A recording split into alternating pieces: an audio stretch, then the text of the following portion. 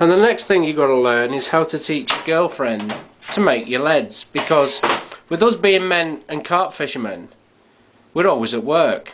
And when we're at work and the girl's at home doing nothing, maybe doing the washing, maybe making a bit of food, you know, making the bed, cleaning the flat, whatever, you can get them in the kitchen to make some leads. And if you teach them right, well, you don't have to do them yourself, do you? Well, as you see, I've taught my girlfriend how to make leads. She's doing very well.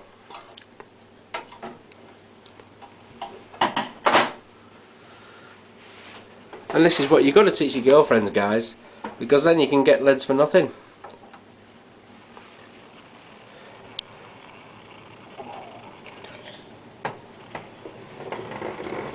Take a scoop out, making sure the mould is nice and hot.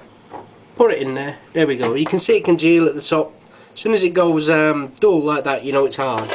Take off the clamp, get your knife, split open the mould, grab your pliers.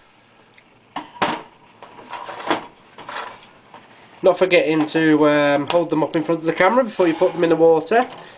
Maybe with the 3.5 ounce one you can do that. And there you go. Nope, still too late.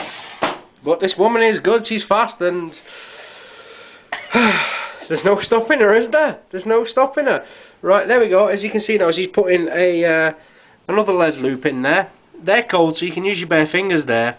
Playing about with your gloves, it's a I was going to swear then. It's a nightmare. There we go. Put the top back on. Remember to put your glove back on, or you burn your fingers. Clamp on. Make sure the loops are in. Need to warm it up a bit. Yep.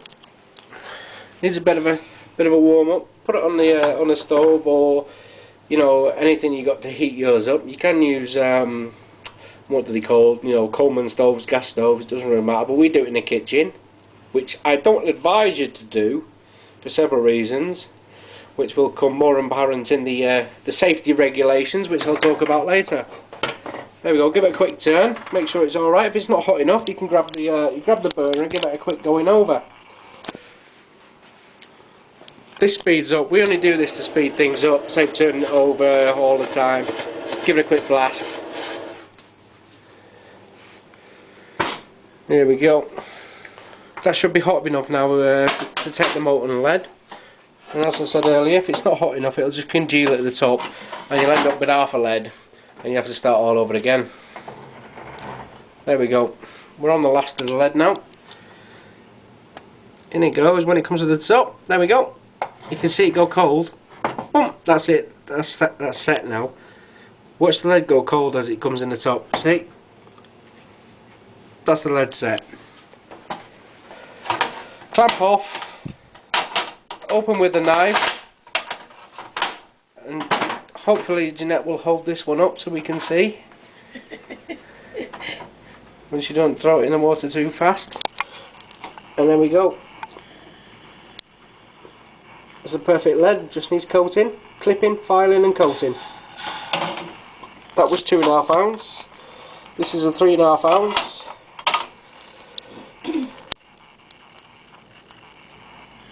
Lovely.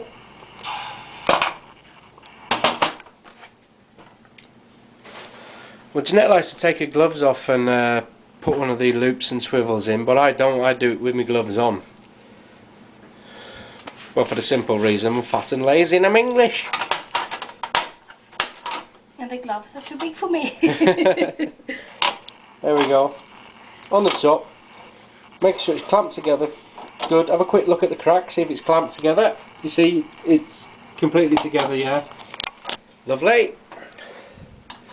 Making sure the lead loops are in, both sides. Yep. Get the last bit of lead out of the pan on this lead making session tonight. In it goes. And you'll see it congeal. Watch. Ready? Boom. Here we go. See, it goes silver to dull. That means it's ready.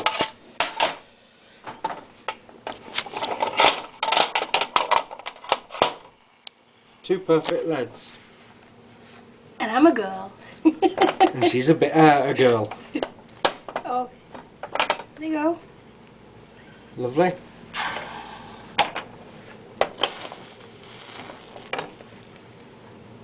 And it goes. That's what Jeanette's been doing while I've been on the toilet. Well, there must be 20-30 leads in there. Lovely jubbly. She wants to make some more. I was about to finish this video, but she wants to carry on. Crack on, love. It's just a little bit lead. Jog on, babe, jog on. It's a little bit lead.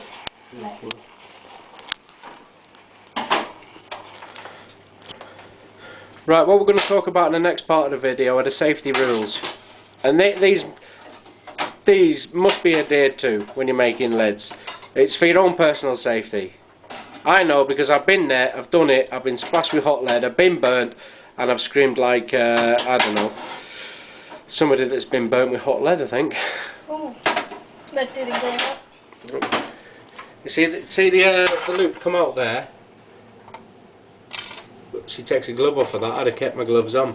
Well, Yeah, she wants to put a new one in. And as you can see, it just lies in the grooves there. And I'm on the top of the mould, ensuring the loops are both in. Give it a quick clamp. Ensuring it's in. That one's in. Last of the lead. You can see the molten lead there.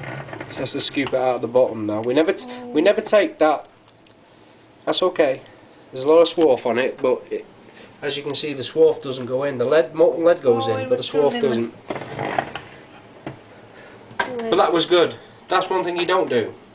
That's one thing you don't do. No, you don't pour it again. Twice. Exactly. Because if you pour it twice, the molten lead that went in to begin with has already solidified. If you pour some more lead in, you get 2 halves of lead. Well, she might be really lucky here. You can see the crack there. If you can see the crack down the middle, that's where she's poured 2 halves of lead in. The first bit there was the original, and then that on top. But that won't come apart. It won't come apart, but either way, I wouldn't sell that lead. That lead goes back in the pot. Mm. But we cool it down anyway first. Welcome to the girls making leads. Booyaka.